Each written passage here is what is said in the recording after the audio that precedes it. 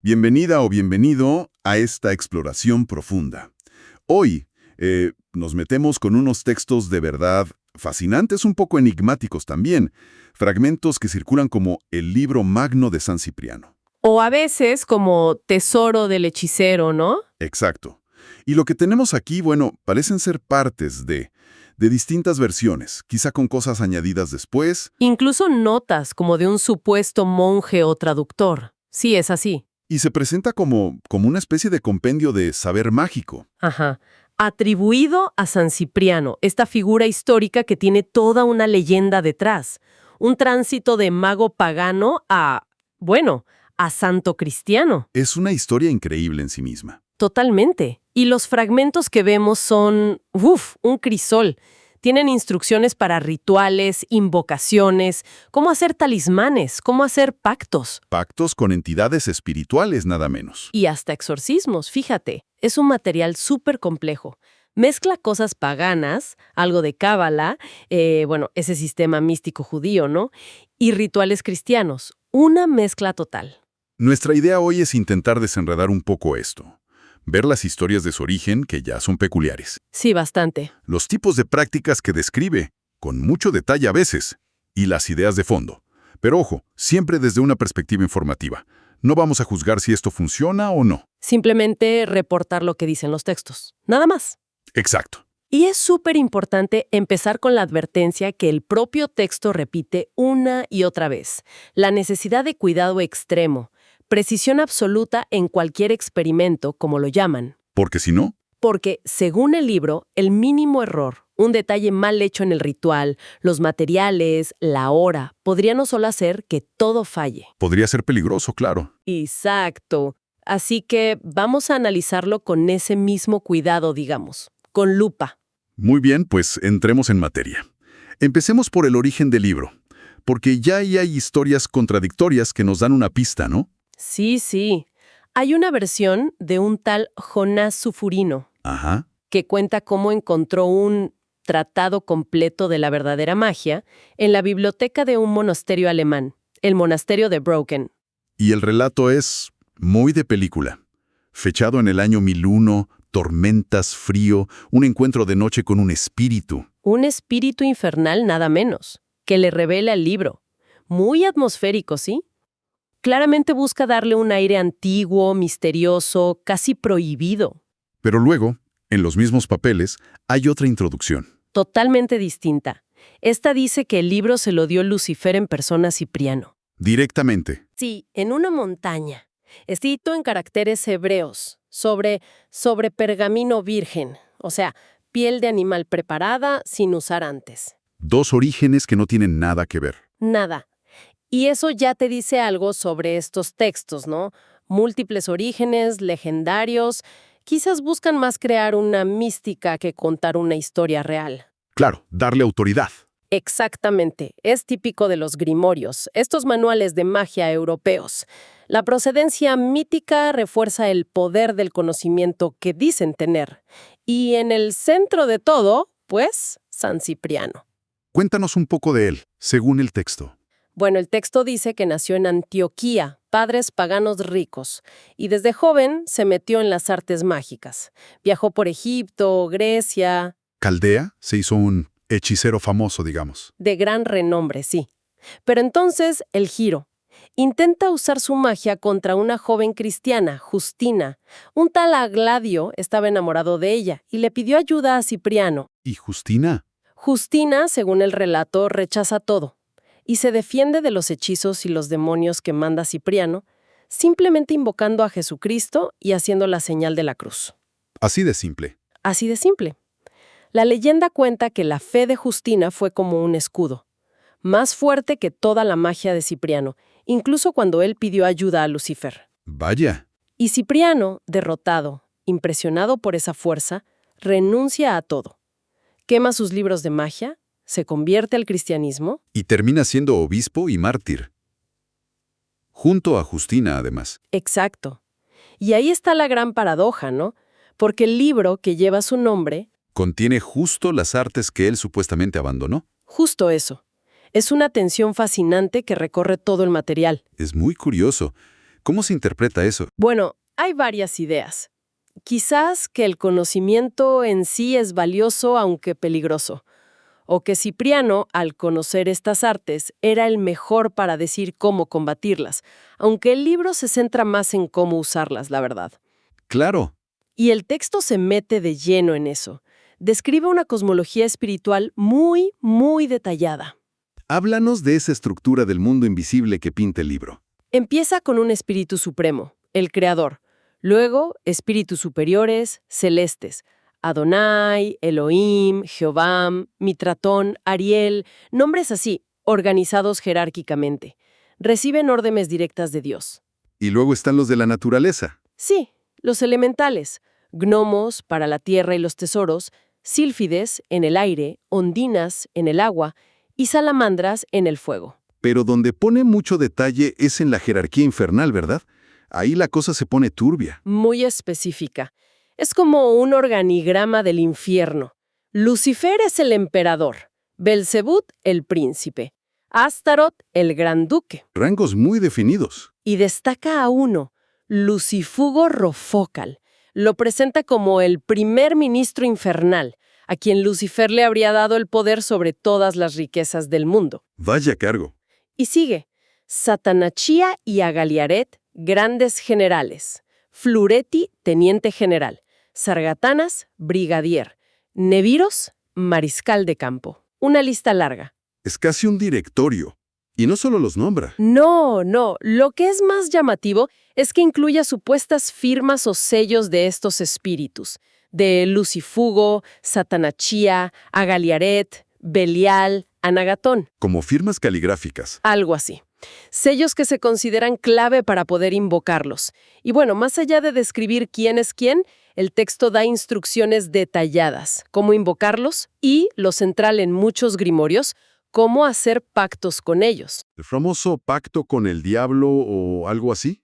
Describe un método llamado el verdadero modo de hacer pactos con los espíritus infernales sin sufrir ningún daño. También lo llama el Sanctum Regnum. Detengámonos ahí. El pacto. El ritual es muy concreto, ¿cierto? Extremadamente concreto. Hay que preparar un espacio, trazar un círculo mágico en el suelo, a veces con una piedra imán o hematites. Dentro un triángulo. ¿Y el mago dónde se pone? El practicante usa la Gran Clavícula de Salomón, otro texto mágico, y se sitúa dentro del triángulo. A la hora precisa, normalmente medianoche. Y entonces invoca. Invoca al espíritu que quiere. A Lucifugo Rofocal si busca riquezas, por ejemplo. Le promete algo a cambio. Y empieza la negociación. El espíritu ofrece cosas. Tesoros, conocimientos, cumplir deseos, a cambio, clásicamente, del alma del practicante después de un tiempo, 20 años suele decir, no virgen, y se firma con la propia sangre del practicante. Sangre. Sí, sacada pinchando el dedo corazón de la mano izquierda con un alfiler nuevo. Es un acto físico, simbólico, subraya el compromiso total. ¡Qué fuerte! Y la insistencia en la precisión es constante, ¿no? No solo en el pacto, en todo. Absolutamente. El texto machaca con eso. El éxito depende de seguir las instrucciones al pie de la letra.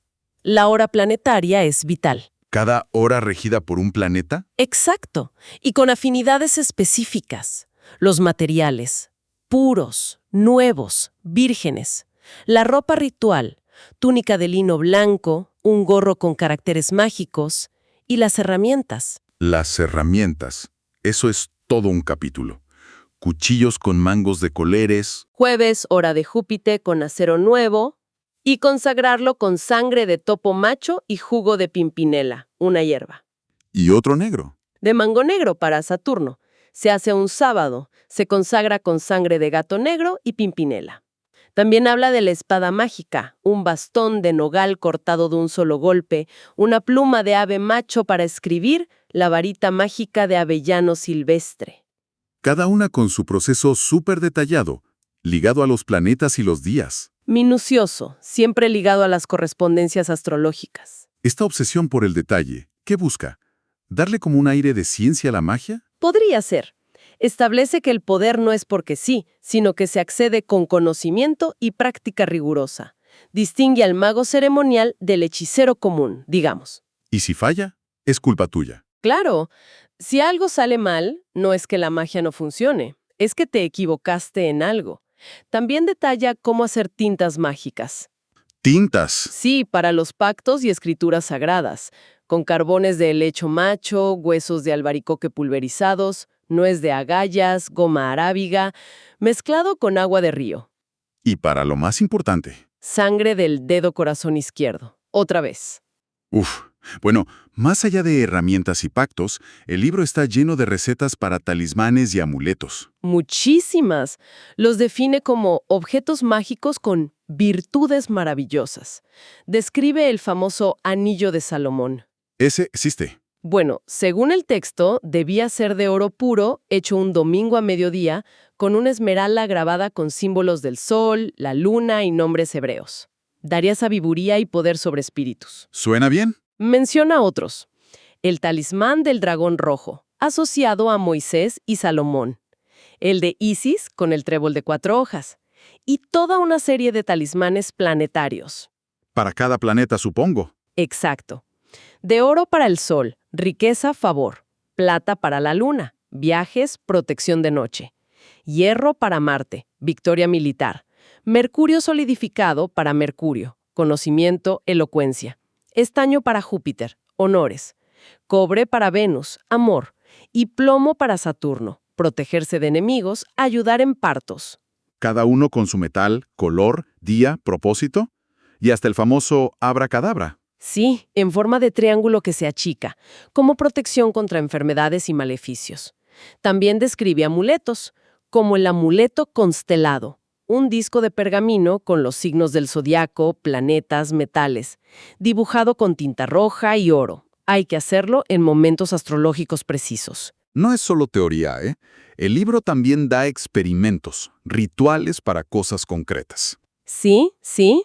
Describe cómo lograr la experiencia del vuelo, quizás viaje astral, ¿no? ¿Podría ser? La experiencia de la invisibilidad con sus invocaciones, rituales para atraer el amor de alguien. ¿Cómo?